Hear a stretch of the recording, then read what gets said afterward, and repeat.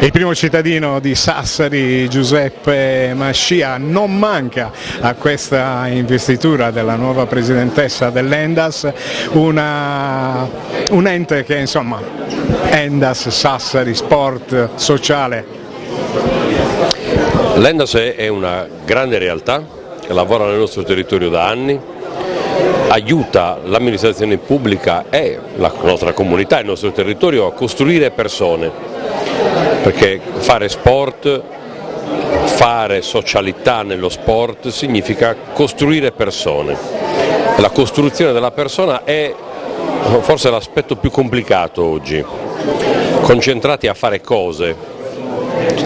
ci si dimentica che le cose sono per le persone, quindi chi lavora per le persone, quindi chi costruisce sport, costruisce persone. Endas è una grande realtà, noi ci collaboriamo. Il tema vero è come la pubblica amministrazione a livello locale, a livello territoriale, regionale, a livello nazionale possa e debba riprendere un nuovo slancio e pensare a programmazioni che siano più ampie, con obiettivi sfidanti, puntare in alto con una curva che vada molto più in là degli obiettivi che noi abbiamo adesso, anche temporali, quindi programmare e coprogettare insieme, non per 1 o 2 anni, ma per un ampio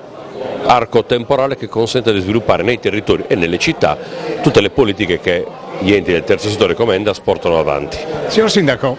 potrei dire anche a questo orizzonte che si è allargato soprattutto evitando di parlare di sport di Serie A e di Serie B, perché vediamo che tante associazioni che si rivolgono all'Endas hanno gli obiettivi più disparati in campionati che molti probabilmente non tengono neanche in considerazione, che però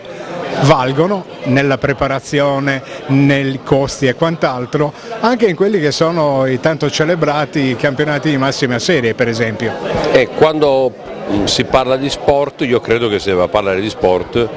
a 360 gradi.